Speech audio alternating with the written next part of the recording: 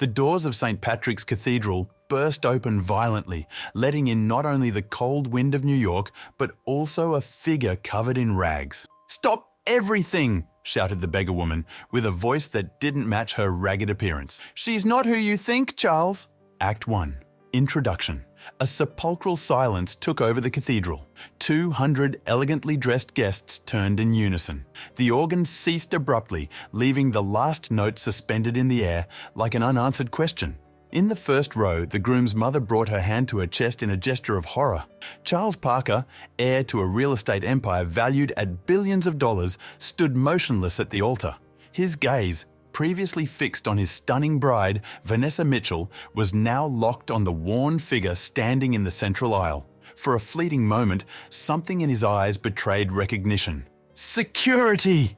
The shrill voice of Charles's mother broke the spell. Two burly men moved quickly along the sides of the church. "You have to listen to me, Charles!" The woman hurried down the aisle, limping slightly. Her brown hair, though tangled and dull, framed a face that, despite the dirt and marks of time, still retained traces of sophisticated beauty. "Vanessa Mitchell is Catherine Reynolds, the same Catherine who—" The security guards reached her before she could finish. Each grabbed one of her thin arms, lifting her partially off the ground. "Charles!" she screamed as she was dragged out. "Look for the Horizon Clinic! Ask about the Aurora experiment!" The doors closed with the same violence with which they had been opened. The murmuring grew among the guests. At the altar, Vanessa Mitchell remained erect, her $50,000 wedding dress shimmering under the cathedral lights. Her perfectly made-up face showed no disturbance, except for a slight tremor at the corner of her perfect mouth. "Let us proceed," said the priest, clearing his throat. "Where were we?" Charles looked at Vanessa. For the first time since he had met her 2 years ago, he was searching her face for some sign that what he had just heard could be true. "Charles?" Vanessa's voice was soft and controlled. "Is everything okay?" He hesitated. The Parker empire depended on this marriage. The merger with Mitchell Industries represented not just stability, but expansion. His father, before passing away 6 months ago, had expressed his final wish to see the Parker name strengthened through this union. "Yes," Charles replied, forcing a smile. "Let's proceed." The ceremony continued, but Charles's mind wandered. Catherine Reynolds, a name he had buried 8 years ago, along with memories he preferred to forget. Catherine, his first passion in college, the woman who mysteriously disappeared after the scandal that nearly destroyed his family. Catherine, whom he believed to be dead. In the first row, Eleanor Parker watched her son with eagle eyes. At 62, Eleanor had sacrificed everything for the Parker dynasty. After her husband's death, she had taken the reins of the business with an iron fist, preparing the ground for Charles to eventually take over. This marriage was the culmination of her plans. Next to Eleanor was Diana Mitchell, Vanessa's mother and CEO of Mitchell Industries, a woman with an icy smile and fierce ambition. The two matriarchs had engineered this union with the precision of generals planning a conquest. While vows were being exchanged outside the cathedral, the woman in rags was unceremoniously thrown onto the sidewalk. "Stay away, you lunatic," warned one of the security guards. "Next time, we'll call the police." She rose slowly, feeling the familiar pain in her left leg. 8 years living on the streets of New York had taught Elizabeth Collins how to survive, and surviving meant not giving up. "He will hear me," she muttered to herself as she staggered away, "even if it's the last thing I do in this life." 3 blocks away, Elizabeth entered an alley and rummaged through her tattered backpack, removing a notebook covered with plastic to protect it from moisture. Its pages were full of meticulous notes, newspaper clippings, and a detailed map of the city with various locations marked. On one of the pages was an old photo, 3 smiling young people in a university laboratory. She traced her finger over the image of each one.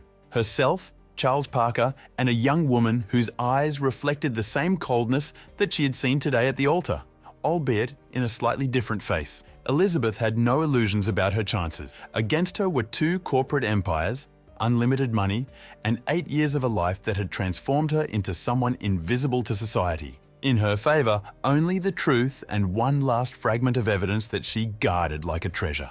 Meanwhile, at the luxurious reception in the Rainbow Room, overlooking all of Manhattan, Charles drank his third glass of champagne, trying to banish the beggar woman's voice from his thoughts. Across the room, his now-wife Vanessa chatted animatedly with Wall Street executives, her resplendent smile and perfect posture all calculated to impress. "Don't let that disturbed woman ruin your big day," Eleanor approached, adjusting her son's tie with an automatic gesture. "Probably some scammer who read about you in the society columns." "She called me by name, Mother," Charles replied, more to himself than to Eleanor. "New York is full of lunatics who know celebrities' names," Eleanor shrugged. "Besides, what did she mean by Horizon Clinic? I've never heard of it." Charles swallowed hard. The Horizon Clinic was where everything began, and where everything ended. The place where he, Catherine, and Elizabeth worked together on a pioneering project that promised to revolutionize regenerative medicine. The location where ambition, betrayal, and love intertwined tragically. "Nothing important," he lied, moving away to seek another glass. That same night, after all the guests had departed, and Vanessa fell asleep in the presidential suite at the plaza, Charles remained awake, gazing at the city lights. He pulled out his laptop and, making sure he was alone, typed Horizon Clinic plus Aurora experiment. The search returned no relevant results, as if the project had never existed. 8 years ago, the Parker family had made sure that all traces were erased, all involved parties silenced, all records destroyed. All except one, apparently. Charles closed the laptop and took a deep breath. Tomorrow, he and Vanessa would leave for their honeymoon in the Maldives. 2 weeks in an isolated paradise, away from New York, away from disturbed beggars and painful memories. Time enough for this strange occurrence to be forgotten. But as he lay down beside his new wife, Charles knew, in the depths of his soul, that the past had finally caught up with him, and that the price of truth might be higher than he had ever imagined. Act 2. Conflict development. The honeymoon in the Maldives should have been perfect.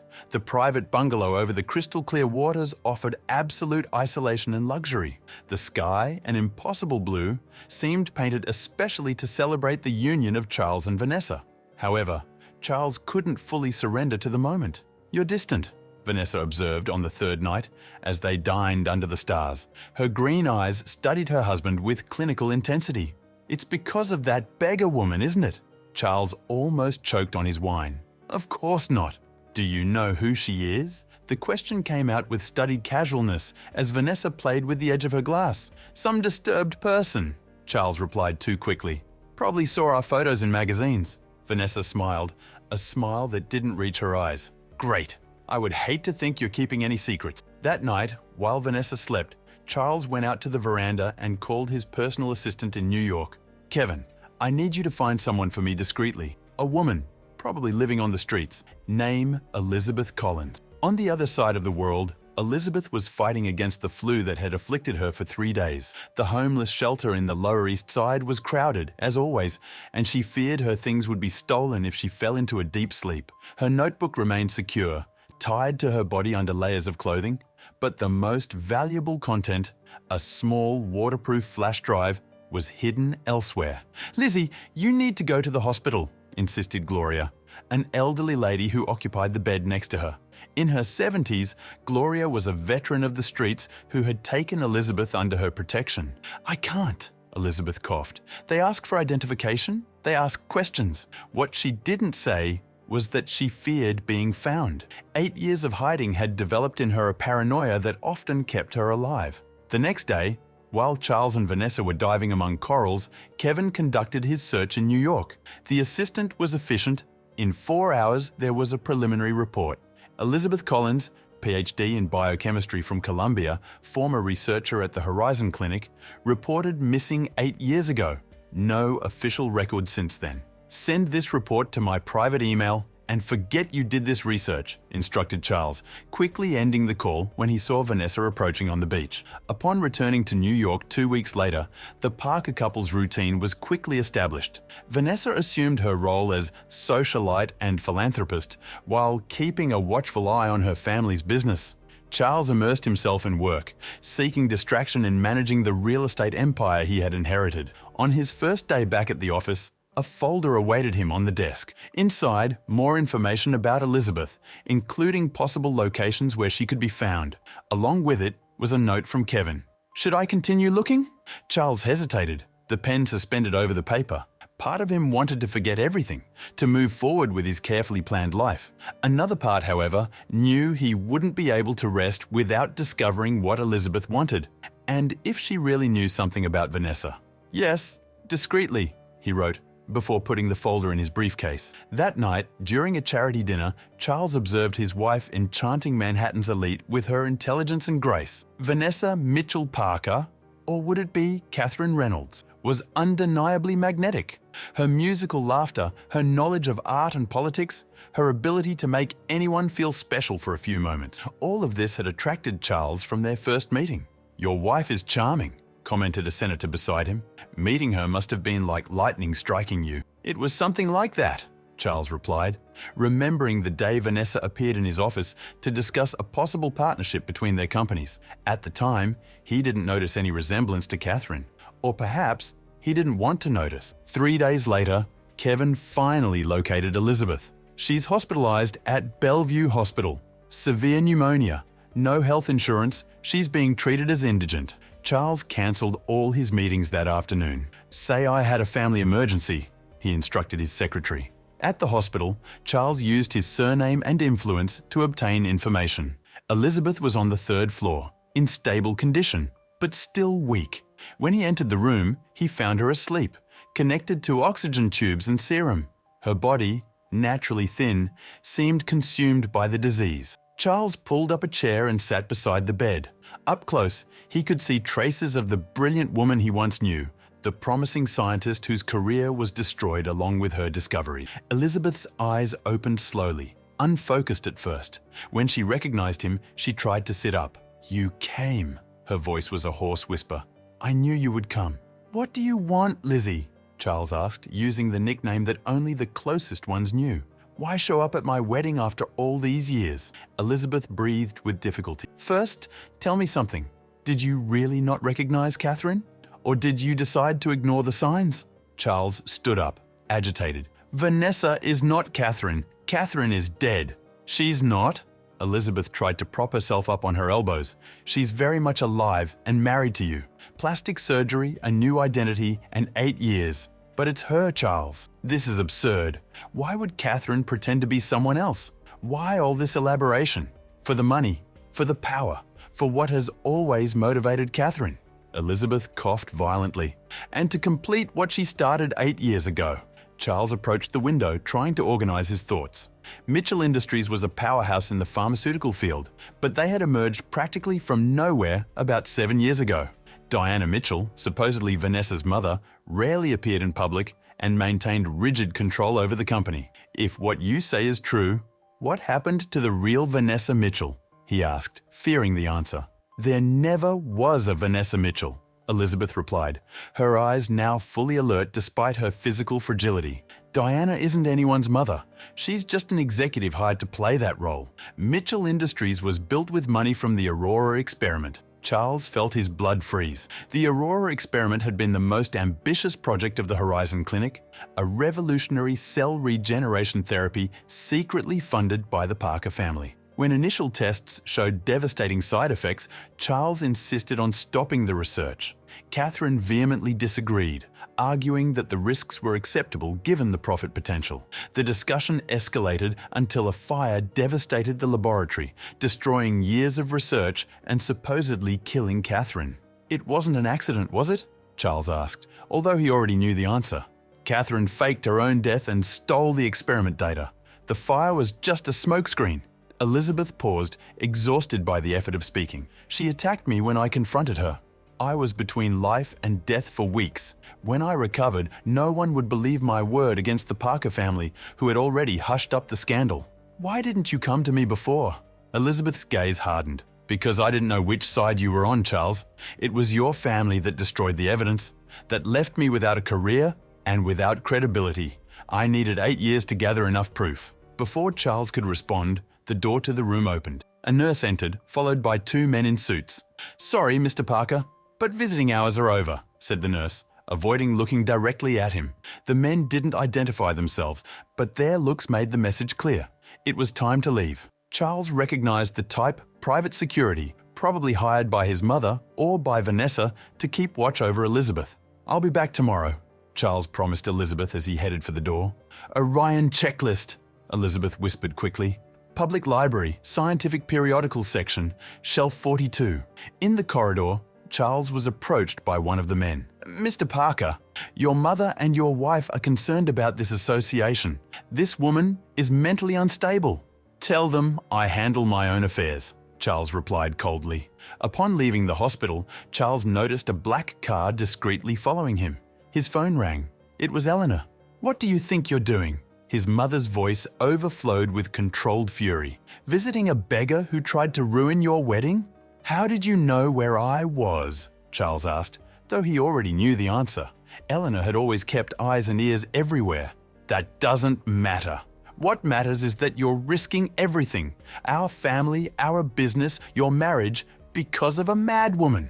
Charles took a deep breath. Mother, I need you to trust me. Trust? After the Aurora Project fiasco? Your father barely managed to contain that disaster. It cost millions and nearly destroyed us. Eleanor paused. Come home now. Diana and Vanessa are here. We need to talk. At the Parker mansion in the Upper East Side, tension was palpable. Diana Mitchell, a severe woman of 60, was seated rigidly on the living room sofa. Vanessa paced back and forth, her usual composure replaced by something close to panic. Charles, dear, Vanessa approached as soon as he entered, kissing him lightly. We were so worried. Why? He asked, maintaining a neutral tone. I just went to visit an old acquaintance. An acquaintance who tried to ruin our wedding. Vanessa squeezed his arm with surprising strength. A mentally disturbed woman who can damage your reputation. Elizabeth Collins is not mentally disturbed, Charles replied, carefully observing Vanessa's reaction. She is a brilliant scientist who worked at the Horizon Clinic. Something trembled in Vanessa's gaze, just for an instant, but enough for Charles to notice. It doesn't matter who she was, Diana intervened. The fact is that she represents a risk to both our families now. We have to consider legal actions, perhaps a restraining order. Or we could help her, suggested Charles. Someone with her talent shouldn't be living on the streets. Absolutely not, Eleanor declared, entering the room. The more you get involved with this woman, the more credibility you'll give to her crazy accusations. Charles observed the three women in his living room, his mother-in-law, and his wife, united in a front against Elizabeth Collins. Something didn't fit. What accusations exactly? He asked. You seem to know what she said at the hospital, but I didn't mention anything to anyone. An uncomfortable silence took over the room. The nurse told us, Vanessa said quickly. She heard that woman making up absurd stories about me. Absurd like? Charles let the question hang in the air. Like me being someone else, Vanessa laughed, but the sound came out forced. Catherine something, a scientist who died in a fire years ago. Charles felt a chill run down his spine. He had never mentioned the name Catherine to Vanessa. How do you know her name? He asked, his voice dangerously calm. Vanessa's smile faltered. You must have mentioned it. I never mentioned it. Diana stood up abruptly. This is ridiculous. We came here concerned about you, Charles, and we're being treated like suspects. No one is accusing anyone, Eleanor intervened, giving her son a warning look. Charles is just tired and confused. Perhaps we should continue this conversation tomorrow. Later, in the room he shared with Vanessa, Charles remained awake, watching his wife sleep, or pretend to sleep. Something had changed irrevocably. The doubts that Elizabeth had planted had taken root, and now Charles couldn't look at Vanessa without wondering if he was really seeing Catherine. The next morning, Charles left early, claiming an emergency meeting. Instead, he headed to the New York Public Library. In the scientific periodicals section on shelf 42, he found an old edition of the Journal of Regenerative Medicine. Between its pages, a yellowed envelope. Inside was a key and a card with an address in Queens. On the back of the card, a single handwritten sentence. Truth has a price, Charles. Are you willing to pay it? Act 3. Crisis and Confrontation. The address in Queens led Charles to an old and discreet building, the kind of place that goes unnoticed, even for those who live nearby. The key opened a door on the 3rd floor, revealing a small apartment practically empty except for a table, a chair, and several boxes stacked against the wall. The boxes contained meticulously organized documents, each protected by plastic. Charles recognized Elizabeth's methodical organization. She had always been obsessively orderly in her work. There were reports dated 8 years ago, photographs of the Horizon Clinic, scientific articles on cell regeneration, and, most disturbingly, a laboratory notebook with Catherine Reynolds' unmistakable handwriting. "My God," murmured Charles, leafing through the notebook. In it, Catherine documented not only the progress of the Aurora experiment, but also detailed plans to commercialize the technology prematurely, ignoring the serious side effects. The last entry, dated the day of the fire, mentioned contingencies and alternative resources, a clear indication that she planned to flee with the research. A noise at the door made Charles turn abruptly. Kevin, his assistant, was standing at the entrance. "Sorry to startle you, sir. The building security let me in." "What are you doing here?" Charles asked, his voice tense. "How did you find me?" Kevin seemed uncomfortable. "Mrs. Parker asked me to monitor your movements. She is concerned about your recent behavior. My wife asked you to spy on me." The question came out louder than Charles intended. "She just wants to protect you, sir. This whole situation with Miss Collins." Charles studied Kevin carefully. The young assistant had worked for him for only 18 months, hired shortly after Charles met Vanessa. A coincidence? Or part of a larger plan? "Come in and close the door," Charles ordered. "We need to talk." Meanwhile, at Bellevue Hospital, Elizabeth was waking up to find a different nurse adjusting her serum. "Where is Marta?" she asked, referring to the regular nurse. "Day off," the woman replied dryly, without looking at Elizabeth. "I'm going to increase your pain medication." "I'm not in pain." Elizabeth tried to sit up, but felt a sudden dizziness. "What are you giving me?" The nurse smiled coldly. "Just rest, Dr. Collins. Everything will be fine." Elizabeth tried to reach the emergency button, but her body wasn't responding. Her heavy eyes caught a last glimpse of the fake nurse making a call before darkness enveloped her. Back at the apartment in Queens, Charles was explaining the situation to Kevin, showing him the most important documents. "If this is true," Kevin said, pale, "it means your wife is a criminal who faked her own death, stole intellectual property, and is now trying to gain control over the Parker empire. And possibly killed people along the way," Charles added grimly. "The side effects of the Aurora experiment were devastating. If she continued the tests..." His phone rang. It was the hospital. Elizabeth's condition had drastically worsened. She had been transferred to the ICU after a suspected allergic reaction to a medication. "Let's go," Charles said to Kevin. "Now." At the hospital, Charles found controlled chaos. The medical team worked frantically around Elizabeth, whose body was convulsing in bed.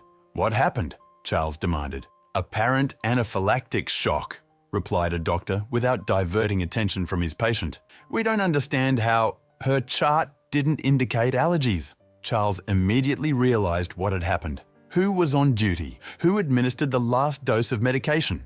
"Sir, I need you to wait outside." A head nurse tried to guide him to the door. "This wasn't an accident," Charles insisted. "Someone tried to kill her." Security was called, and Charles found himself escorted out of the ICU. In the corridor, Kevin awaited him with a worried expression. "I just called your address in Queens," Kevin spoke in a low voice. "There was a fire in the building. Firefighters are on the scene now." Charles felt the blood drain from his face. "The evidence? Probably destroyed," Kevin completed. "This is not a coincidence, sir." "No, it's not." Charles took a deep breath, trying to control the growing panic. "But we haven't lost everything. I digitized the most important documents while we were there." "Smart." Kevin seemed genuinely relieved. "Where did you send them?" "Nowhere yet. They're here." Charles took a small flash drive from his pocket. Kevin's face changed immediately. "I'll keep it for you." He extended his hand. Charles took a step back, studying his assistant with new eyes. "I didn't mention that I had digitized them until now." Kevin dropped the facade. "Don't complicate things, Mr. Parker. Hand over the flash drive." "Who are you really, Kevin? How long have you been working for her?" The false assistant smiled, a cold smile that completely transformed his jovial face. "Since always. Who do you think introduced you to Vanessa Mitchell?" It was all carefully planned from the first casual meeting. Before Charles could react, the elevator opened and Vanessa exited, accompanied by two intimidating-looking men. "Darling," she called, her melodious voice in contrast to her cold eyes. "I was so worried." "Catherine," Charles replied, watching her carefully. She didn't deny it. Instead, her smile widened. "You've always been brilliant, Charles. That's why we needed you. Your name, your position, your empire, they were perfect for our plans." "Our The investors behind the Aurora experiment never gave up. When they saw the potential, even with the side effects, they understood we were sitting on a gold mine. She approached, her expensive perfume enveloping him like a trap. Think about it. A drug that literally reprograms cells. Yes, sometimes it causes unwanted mutations, but in 80% of cases, it works perfectly. And the other 20%? The people who died in the tests? Catherine shrugged, an elegant gesture that Charles now recognized perfectly, despite the changes in her face. Inevitable collateral damage on the path to progress, just as Elizabeth will be. You poisoned her, Charles accused. A calculated dose, Catherine confirmed. Enough to cause damage, but not to kill immediately. Unfortunately, I think she won't make it through the night. Charles fought against the nausea rising in his throat. Why are you telling me all this? Because you have two options now. Join us, as was destined from the beginning, or she left the threat implicit. And if I choose a third option? Charles asked, his hand closing protectively over the pocket containing the flash drive. Catherine's smile faded. There is no third option, Charles. There is always a third option. A weak voice sounded behind them. Everyone turned to see Eleanor Parker leaning on a cane coming out of another elevator. Her face, normally impassive, was contorted in a mixture of anger and pain. "Mother, what are you doing here?" Charles asked, confused. "I came to correct a mistake," Eleanor replied, slowly advancing toward the group. "My mistake?" Catherine seemed briefly destabilized. "Mrs. Parker, we weren't expecting your presence." "Obviously," Eleanor retorted acidly. "Otherwise, you would have prepared a more elaborate lie for my son." She turned to Charles. "I knew. From the beginning, I knew who Vanessa Mitchell really was." Charles felt as if the ground was opening beneath his feet. "You knew?" "Catherine Reynolds didn't die in that fire because I helped her escape," Eleanor confessed, each word laden with remorse. "Your father was destroying the project, our biggest investment. Catherine came to me with a proposal. Continue the work secretly, develop it until it was ready for commercialization, and then return transformed, unrecognizable to complete the circle by gaining total control over Parker Incorporated through you. How could you?" Charles's voice was just a whisper. "For the same reasons that have guided all my decisions, the preservation of our dynasty." Eleanor looked directly at Catherine. "What I didn't know was that you planned to eliminate the Parkers once you had what you wanted." Catherine laughed, a genuinely amused sound. "Do you really think you can stop me now, Eleanor? I have the investors, the technology, and soon I'll have the Parker Empire. But you don't have this." Eleanor removed a phone from her pocket. "I just sent the complete confession I recorded a few minutes ago to the federal prosecutor and 3 investigative journalists, including details about the illegal tests, the deaths, and your true role in all this." Catherine's smile disappeared. She made a quick gesture to Kevin and the other men, who immediately advanced. "Get the phone and the flash drive," she ordered, "and if necessary, eliminate both of them." Chaos broke out in the hospital corridor. Charles positioned himself protectively in front of his mother as the men advanced. However, before they could reach them, the elevator doors opened again, this time revealing police officers and federal agents. "Catherine Reynolds," an agent called, advancing with a raised gun. "You're under arrest." Catherine's elegant facade crumbled, her face, so carefully composed, contorted in fury. "You don't understand. The Aurora experiment is worth billions. It could change the world." As they took her away, along with Kevin and the others, Charles turned to his mother. "Why? Why did you decide to do the right thing now?" Eleanor suddenly looked old and fragile. "Because I realized that some prices are too high, even for the Parkers." She paused. "And because I saw what she did to Elizabeth. At that moment, I understood that none of us would be safe, no matter how useful we were to her plans." Charles thought of Elizabeth, fighting for her life just a few doors away. "We need to ensure she receives the best treatment possible." "I've already arranged it," Eleanor replied. "A specialized team is on the way." Hours later, physically and emotionally exhausted, Charles sat beside Elizabeth's bed in the ICU. The doctors had managed to stabilize her, but the prognosis was still uncertain. The poison administered by Catherine had caused significant damage. "Will she survive?" he asked the chief physician. "It's too early to say," the doctor responded honestly. "The next 24 hours will be critical." Charles took Elizabeth's fragile hand between his. "Fight," he whispered. "You've come this far. don't give up now. The dawn brought more revelations as federal agents combed through the empire built by Catherine under the Mitchell name. They discovered a clandestine laboratory where the Aurora experiment had continued, using human guinea pigs recruited from among the homeless and illegal immigrants. The investors, a consortium of unscrupulous magnates from various parts of the world, were already being investigated. Diana Mitchell, who confessed to being just an actress hired for the role of mother-in-law, was now collaborating with authorities in exchange for immunity. The scheme was even more vast than Charles had imagined. At daybreak, Eleanor returned to the hospital, bringing strong coffee and news. The medical examiners reopened the case of the fire at the Horizon Clinic. They found evidence that the body identified as Catherine Reynolds was, in fact, a laboratory technician who disappeared at the same time. Another victim, Charles commented bitterly. How many more will we discover? Many, I fear.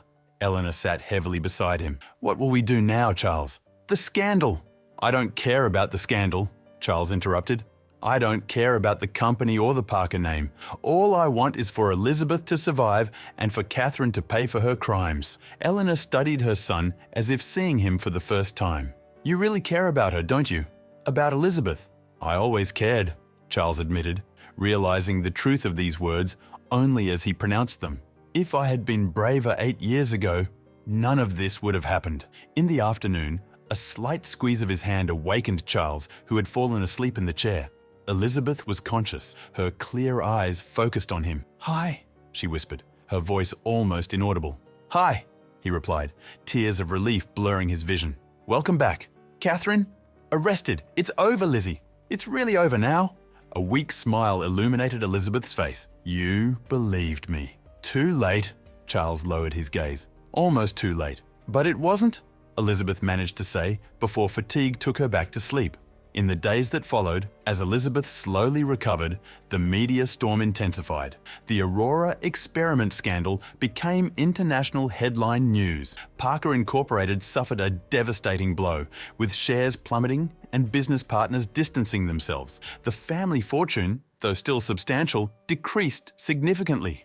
Catherine, or Vanessa as she was publicly known, faced multiple charges: fraud, intellectual property theft, attempted murder, and, most seriously, manslaughter for the deaths that occurred during the clandestine experiments. Her team of lawyers was already working on a defense based on temporary insanity. Eleanor, surprisingly, didn't try to escape responsibility. In a press conference, she admitted her role in the scheme and announced her resignation from all positions in the company, leaving total control in Charles's hands. My son had no knowledge of my actions, she declared firmly. The responsibility is exclusively mine. Charles, however, was increasingly less interested in the family business. He spent most of his time at the hospital, accompanying Elizabeth's recovery, rediscovering the brilliant and passionate woman she had always been. A week after Catherine's arrest, while Elizabeth was already able to sit up in bed and feed herself, Charles arrived with a large envelope in his hands. "What is this?" she asked, curious. "Your future, if you want it," Charles replied, handing her the envelope. "The deed to a new research center, fully funded, with absolute scientific autonomy. You would be the director." Elizabeth examined the documents with amazement. "Charles, it's the least I can do," he completed. "Your work, your ideas were stolen. Your career was destroyed. It's time to rebuild." Elizabeth looked at him, her eyes shining with contained tears. "And where will you be while I rebuild?" Charles held her hand delicately. "By your side, if you'll allow me. I have much to repair, Lizzie, much to learn, and perhaps, one day, your trust to regain." She didn't respond immediately, her eyes studying his face as if searching for something specific. 8 years, she finally said. 8 years on the streets, invisible, disposable, while trying to gather evidence, while trying to survive. It won't be easy to leave that behind. "I know," Charles agreed. "I don't expect it to be." A slight smile appeared on Elizabeth's lips. But maybe it's a start. Outside the hospital window, New York continued its frenetic rhythm, indifferent to the drama that had unfolded within its limits. The autumn sun cast a golden glow over the skyscrapers, a silent promise that, even after the most devastating storm, there would always be a chance to start anew. Act 4. Resolution. 6 months passed since Catherine Reynolds' arrest. The trial still had no set date, but prosecutors were confident in her conviction. The evidence was overwhelming, especially after the collaboration of several members of her team in exchange for reduced sentences. The Collins Research Center was about to be inaugurated, a modern building situated on the Columbia University campus. Elizabeth, completely recovered physically, although some emotional scars still remained, had personally selected each member of the team of scientists. "Are you sure you want to do this?" asked Charles the night before the inauguration. They were dining in the small apartment that Elizabeth had rented in the West Village, refusing to live in the Parker mansion despite Charles's insistent invitations. "Do what? Resume my career?" Elizabeth served more wine for both of them. Her hair, now well cared for and cut in a modern style, framed a face that had recovered much of its previous vitality. "Publicly associate your name with the Parkers," Charles clarified. "After everything that happened?" Elizabeth put down her glass, studying Charles with that analytical look he knew so well. "Charles, you are not your family. You're not responsible for the sins of your parents." "But I benefited from them," he argued. "The empire I inherited was built, at least in part, with money from unethical research. And now you're using that same empire to do good," Elizabeth reminded him. "The research center, the funds for treating victims of the Aurora experiment, your collaboration with authorities, you're transforming the Parker legacy." Charles reached for Elizabeth's hand across the table. 6 months of reconnection, of long conversations, of slowly rebuilding trust. There was no romance yet. Both knew they needed time, that the wounds were too deep to be ignored. But something was growing between them, something that might be stronger than the feelings they had shared in their youth. "Are you really going to maintain cell regeneration research?" he asked, changing the subject. "With strict ethical protocols and independent supervision?" "Yes," Elizabeth confirmed. "The basic concept was revolutionary, Charles. The problem wasn't the science itself, but how Catherine perverted it for greed. Still, considering what happened, it's exactly because of what happened that we can't abandon this line of research," Elizabeth insisted. "Think of the lives that could be saved with a safe version of the therapy. We have the responsibility to develop what we started, this time correctly." Charles deeply admired this determination. While he was still dealing with guilt and remorse, Elizabeth was looking forward, determined to transform tragedy into progress. The next morning, the inauguration ceremony of the Collins Research Center attracted renowned scientists, university authorities, and even some reporters, despite Elizabeth's insistence on keeping the event discreet. "Dr. Collins, how do you feel returning to the scientific world after 8 years?" asked a journalist as Elizabeth cut the symbolic ribbon. "Like someone who has finally come home," Elizabeth replied simply. Charles observed from a distance, preferring not to overshadow Elizabeth's moment with his presence. Most of those present knew of the Parker family's role in the scandal, and Charles was aware that many viewed him with distrust. Eleanor Parker did not attend. Awaiting trial on bail, his mother now lived in seclusion at the family's country house in the Hamptons. Charles visited her weekly, difficult conversations filled with painful truths that both were still learning to process. After the ceremony, as guests were dispersing, Elizabeth found Charles in the garden, adjacent to the new building. "You should have been closer," she commented, sitting beside him on a bench under an oak tree. "It was your moment," Charles replied. "I didn't want to complicate it with my controversial presence. You funded the entire project, and you gave it your soul." Charles smiled. "Besides, I prefer to keep my involvement discreet. The center should be associated with you, not the Parkers." Elizabeth looked at the modern building, with its large windows reflecting the spring sky. "You know I found Gloria? Remember the lady who took care of me at the shelter when I got sick?" "Of course," Charles nodded. "How is she?" "Well, she accepted the apartment I offered, but refused the job as a receptionist," Elizabeth laughed. "She said at 75 she prefers to volunteer at shelters. There are many people there who still need me," were her words. "A remarkable woman." "Yes," Elizabeth agreed. "She taught me something important on the streets. Dignity has no price. You can lose everything, money, home, social position, but your dignity is only lost if you allow it." Charles reflected on this. "I think I'm just beginning to understand the meaning of that." That night, as Elizabeth showed the laboratory to some colleagues who had remained after the ceremony, Charles received a call from Kevin, his former assistant, now collaborating with authorities. "Mr. Parker, I thought you'd like to know." Kevin spoke, his voice tense. "Catherine attempted suicide in prison." Charles felt a blow to his stomach. Is she alive, but in critical condition? Kevin paused. They found a letter. Apparently, there are other investors involved. Powerful figures who weren't identified in the initial investigations. People who would prefer to see her dead rather than risking her testimony. After hanging up, Charles remained motionless for long minutes. The circle of corruption and greed that Catherine had created was even larger than they had imagined. And now she was paying the ultimate price. When Elizabeth returned, she found Charles sitting on the centre steps, his face pale. "What happened?" she asked, sitting beside him.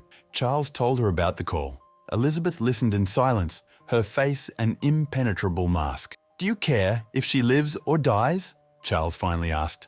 Elizabeth considered the question for a moment. "I don't wish death on anyone," she replied carefully, "not even her. But what I feel for Catherine is complicated. She was brilliant, could have used her talent to help people. Instead, she chose to destroy lives for greed. Including yours." "Including mine," Elizabeth agreed. "But I'm rebuilding, and in a way, perhaps we should thank Catherine for this." "How so?" "If she hadn't done what she did, you and I probably would never have reconnected," Elizabeth explained, her voice soft. "We would be following separate paths, continuing with our isolated lives." Charles had never considered this perspective. So, in the midst of this whole disaster, there's something to be grateful for. Life is rarely black and white, Charles. Even in the worst situations, there can be seeds of something valuable. Elizabeth briefly touched his hand. "What's important is what we do with what we're given." 2 weeks later, as the Collins Research Centre began its first projects, Charles received more news. Catherine Reynolds had survived, but suffered significant brain damage. Doctors didn't know if she would fully recover her cognitive functions. "Cruel irony," commented Elizabeth when Charles shared the information. "The woman who dedicated her life to cell regeneration now depends on that same technology to recover." "Do you think your research could help her someday?" asked Charles. Elizabeth considered the question seriously. "Maybe. If we develop the therapy correctly, without the devastating side effects of the original version, yes, it could benefit people with brain damage like hers." "And would you do that? Use your research to help the person who tried to kill you?" Elizabeth's gaze was firm. "Science isn't about revenge or favoritism, Charles. If we develop a therapy that can help patients with brain damage, it will be available to everyone who needs it." Charles smiled, once again admiring the integrity of the woman before him. "You're extraordinary, you know that?" "Just realistic," Elizabeth shrugged, but a slight blush coloured her cheeks. "And speaking of realism, we need to discuss the future of the centre. The initial funds are generous, but we'll need continuous funding for long-term research." "I have some ideas about that," Charles replied. "I'm restructuring Parker Incorporated, transforming it into a holding company focused on ethical and sustainable investments. 30% of profits will be directed toward independent scientific research." Quite a change for a company traditionally focused solely on profit. "A necessary change," Charles affirmed. "Perhaps the Parker name can mean something different for the next generation." As the first year of the Collins Research Centre approached its end, Elizabeth and her team published promising preliminary results. Her revised approach to cell regeneration showed significant potential without the devastating side effects of the original version. Charles, in turn, transformed Parker Incorporated as promised. The process was not without difficulties. Many executives resigned, traditional investors withdrew their support, and the transition involved considerable financial losses. But gradually, a new company emerged from the ashes of the old one. Eleanor Parker was sentenced to 5 years in prison, a reduced sentence due to her cooperation and advanced age. Charles continued visiting her regularly, conversations that slowly built a new understanding between mother and son. One evening, after a dinner celebrating the 1-year anniversary of the centre, Charles and Elizabeth walked through Central Park. Autumn painted the trees red and gold, a beauty that contrasted with the memory of the winter when Elizabeth had wandered there homeless. "Have you decided about the offer from Berkeley University?" asked Charles. Elizabeth had received an invitation to establish a second research centre on the West Coast, an expansion that would represent significant recognition of her work. "I'm still considering," she replied. "It's an incredible opportunity, but... Elizabeth stopped walking, turning to face him.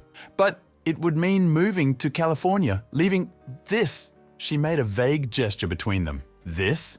Charles repeated, his heart accelerating. "Us, Charles!" Elizabeth took a deep breath. This year has been important to me. To us, I think. Charles took her hands in his. We can find a solution. I can divide my time between New York and San Francisco, or we can expand the center here and create a partnership with Berkeley without the need for relocation. You would do that for me? Elizabeth asked, her eyes shining in the twilight. I would do much more, Charles replied simply. It took me 8 years to find you again. I don't intend to lose you because of geography. Elizabeth smiled, and in that smile, there was promise, hope, and finally, a new beginning. I think Berkeley can wait for now. Charles leaned in slowly, giving Elizabeth all the time to pull back if she wanted. She didn't pull back. When their lips touched, it was as if a circle had finally closed. Not the tortuous circle created by Catherine, but a new one, forged in truth and redemption. On the horizon, Manhattan's lights shone against the darkening sky, reminding both of the tortuous path that had brought them here.